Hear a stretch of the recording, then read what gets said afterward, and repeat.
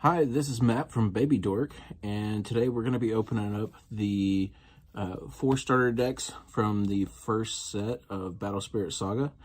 I know there's a content shortage out there, so some of you may not have gotten to see what's inside of these. All of these starter decks aren't necessarily equal in terms of usefulness, but I think all of them have something pretty neat in them, and also some pretty cards in there at the very least. So let's get cracking.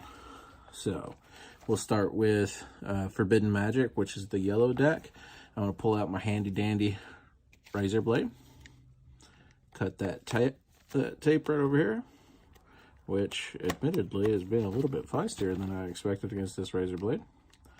There we go. Safety. Got to pull that thing back in.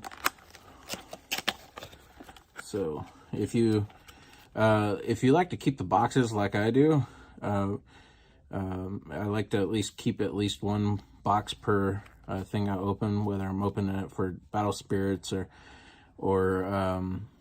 Dragon Ball. But eventually I'll either make a display out of them, or my wife will force me to throw them away. So here we are. But I only point that out because make sure when you're opening it up, there is this little tab here, if that matters to you. Okay, so, and then we're seeing here, got us a little plastic tray, which is convenient. All right, so just reach in there, pull it out. Okay, and I'll go ahead and set this box off screen because, you know, we want to keep our workspace clean. So we had this lid that you just saw me pull off, and then we have our Soul Core just sitting here right on top. If you haven't played this game for Battle Spirit Saga in the US, this is going to be, no pun intended, core to some of these decks. They were introduced later in the Japanese Battle Spirits, I believe, than the first sets, but, you know, it's cool. At first I was concerned when I first started playing it that it might overcomplicate things. And notice we have our deck. Like it's got this little band around here, which it just reminds me of like we're opening like maybe like a bicycle deck.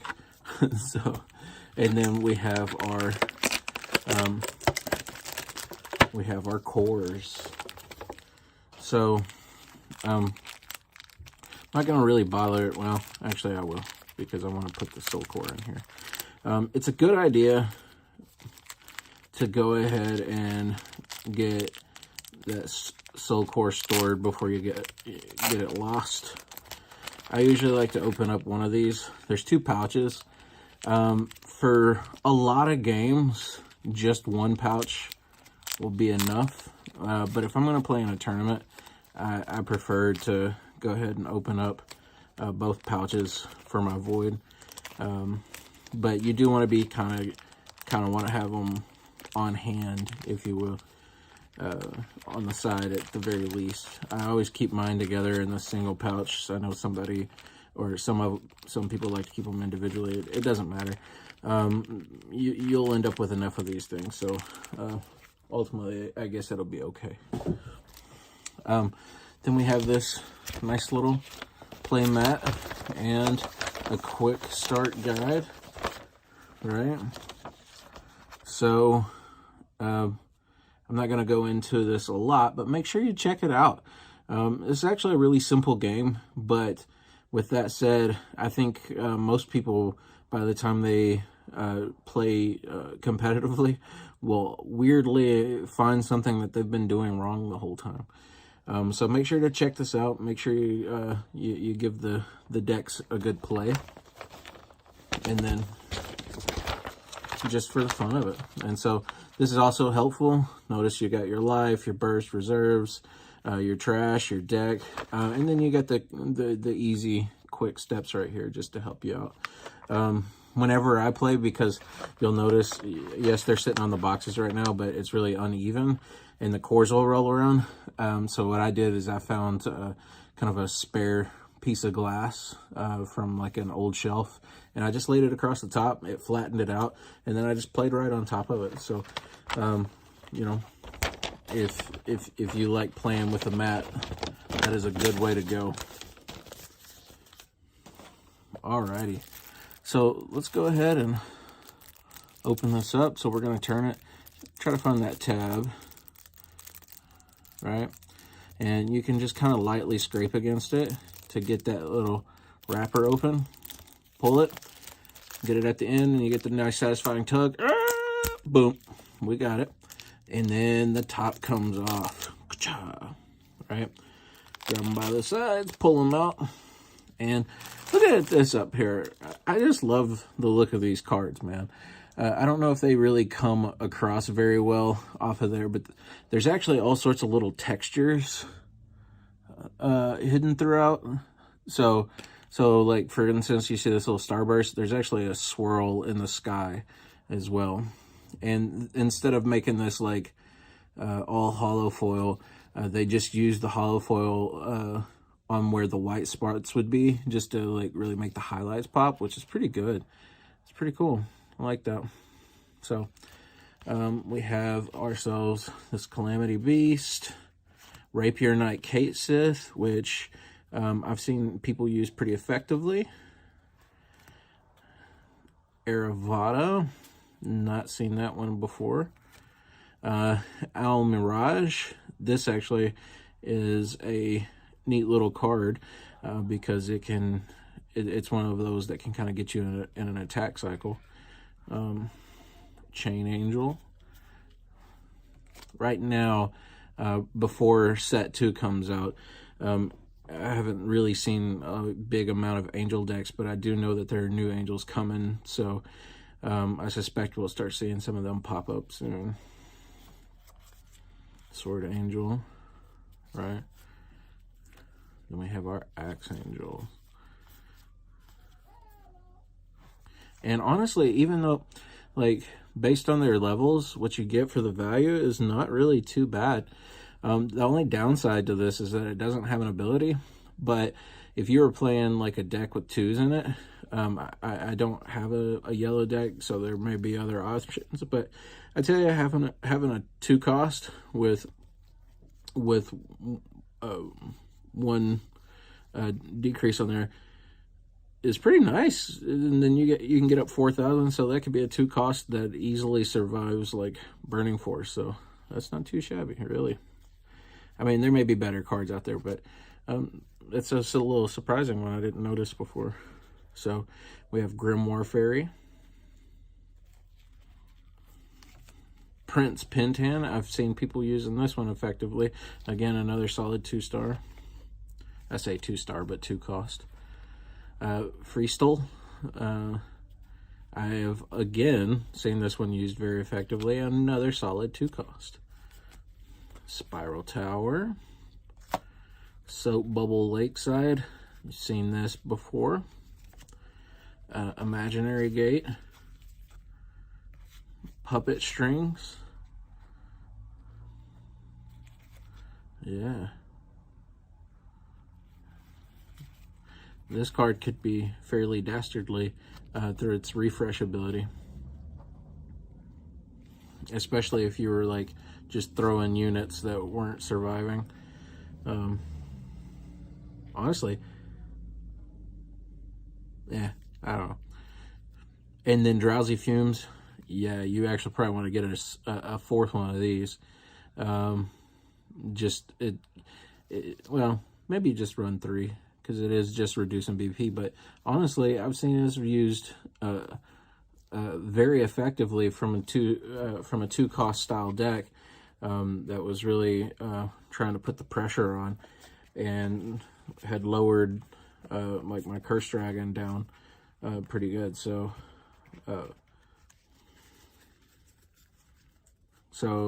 I mean, as yellow deck goes, I could see buying 2 of them to have full play sets of some of these cards in here. And I mean, honestly, if you're making just a 2 cost deck to take to use some synergies, honestly, starter deck is a really good place to start. So let's go ahead and crack open this this Drowsy Fumes. Or Drowsy Fumes, sorry, just reading the top card. This Aegis of the Machine. Get my handy dandy. Boop.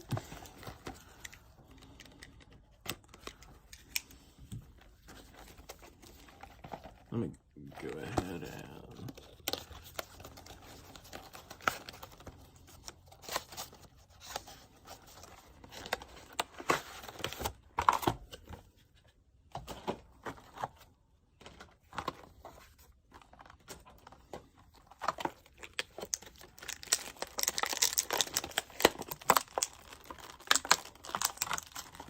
that tape is on there, great.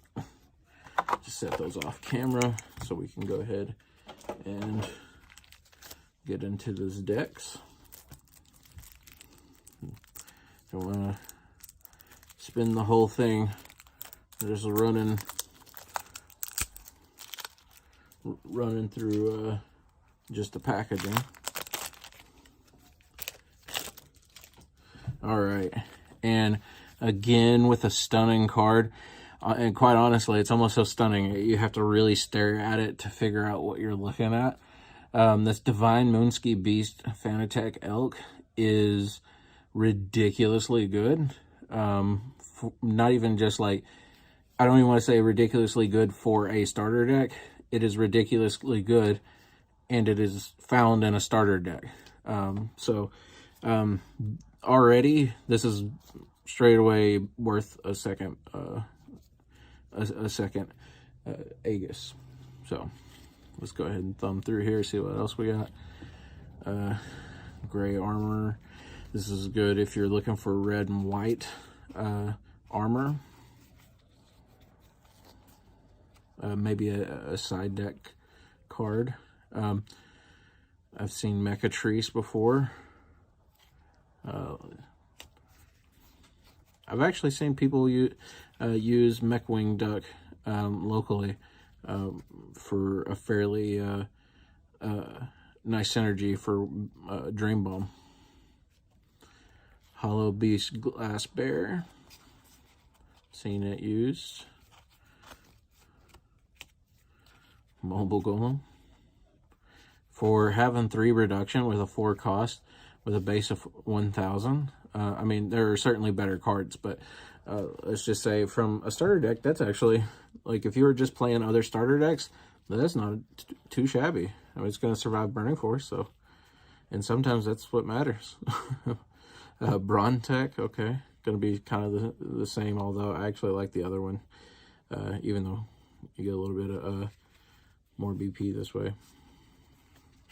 Buffalong Bill, again, yet one more card that is absolutely worth getting this deck for. Oh man, this dude's savage. Sea Beast Dugong. Ice Blader Brigid. Okay, this is I'd mentioned before a Soul Core, using the Soul Core as part of the game, and this is what card that takes advantage of it. I've seen this card pop up. Ooh, Frost Tree Goddess Ear.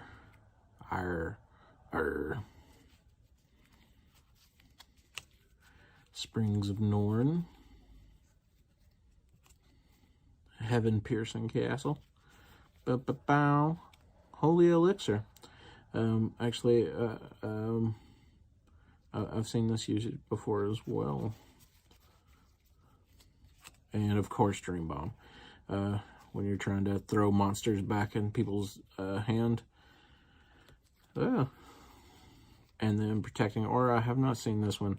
But as soon as I saw this, the card art reminded me of Final Fantasy. So, I don't know, just a weird thing to throw out there, but I thought y'all might care. Who knows? Alrighty. Right on into Dragon Onslaught.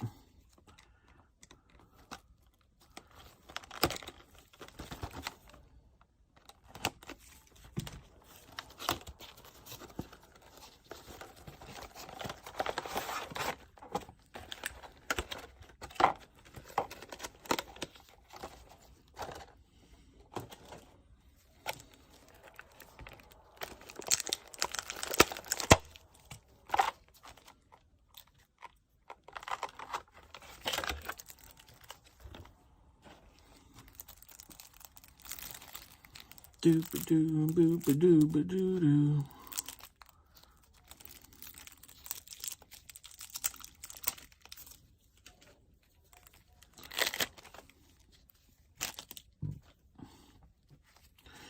All right, so right off the top, we got ourselves a Nebula Dragon Andromeda.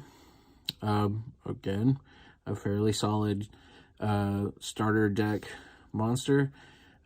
Maybe worth getting another starter deck just to have a full playset of them. Let's see, Galaxy Dragon. Now, if you're wondering why the cool dragon stuff, there's a very good build. The Star Dragons synergize very well off of each other. You'll notice you'll see Confront, Awaken, and things like that, and they actually play off of another card that is not in here, but definitely worth getting. Seagorm, shout out. So Galaxy and Dragon Andrometeos.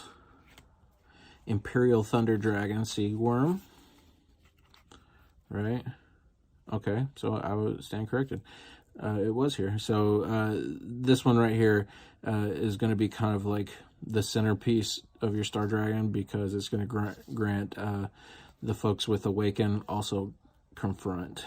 So it's going to help you be hyper aggressive.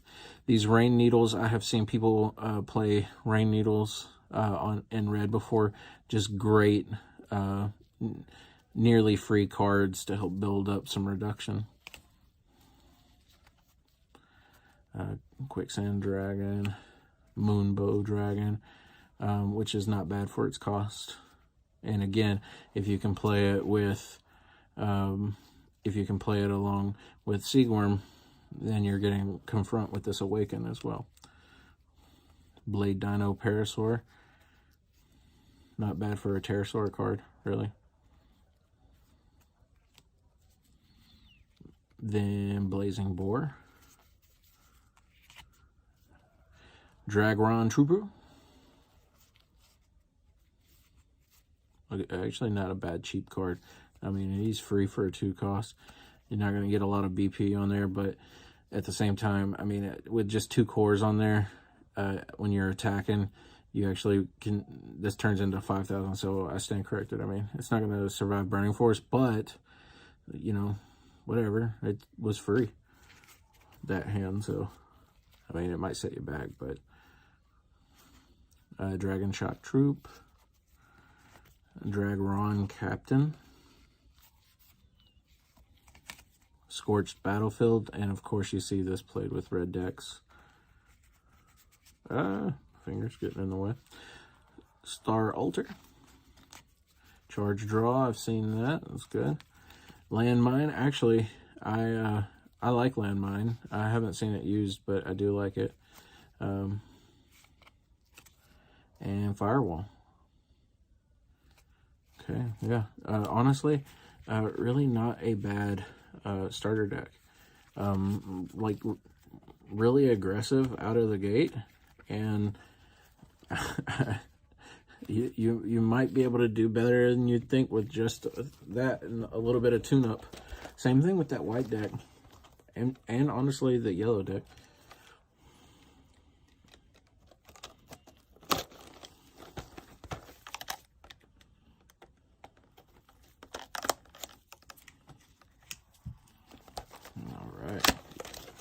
And finally, on to Call of the Curse.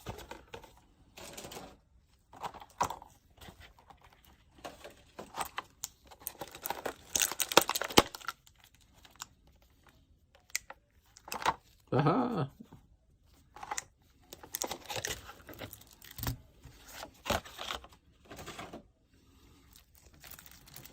Okay.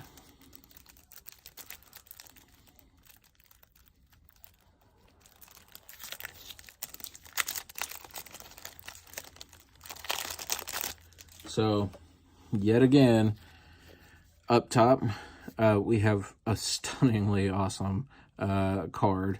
Visually, not actually my favorite card to play, to be honest. I haven't actually seen him pop up.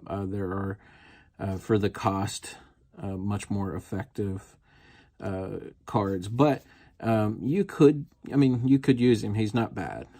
He's not like terrible, but there are other cards. So, but man, he's gorgeous. This like orb, these highlights are just wide as possible. You have just bare foiling almost back here to really bring in like the light from the background. A lot of texture. His jewelry is on his hands are foiled, so they really glow. And same thing with these jewels right here. Just freaking lovely, man. Okay. So, Dragonoga Assassin. Not a bad card. Segro Snake.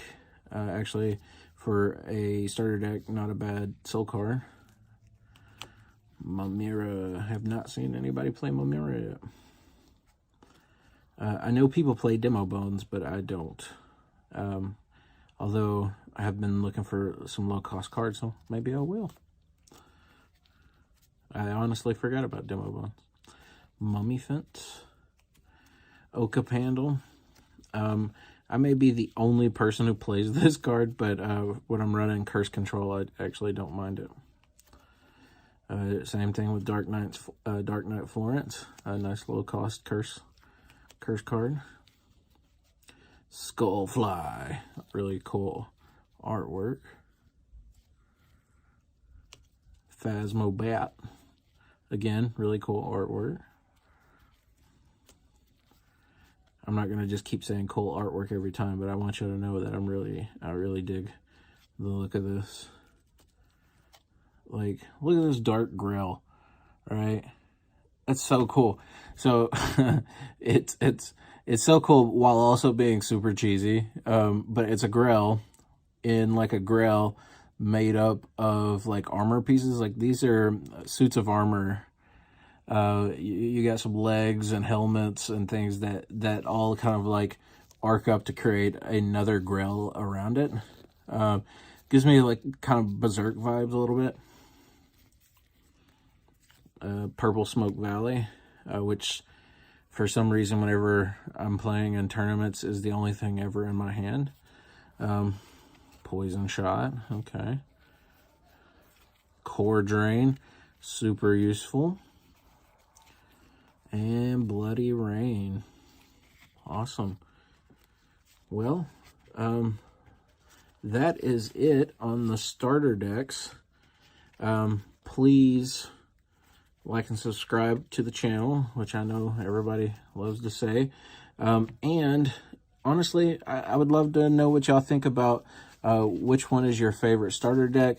Do you think it's worth buying doubles of each of the starter decks? Or do you recommend just, just one and then buying singles? It's up to you. And I'd be happy to hear what y'all say. So thank you. This is Matt from Baby Dork. I hope you have a wonderful day.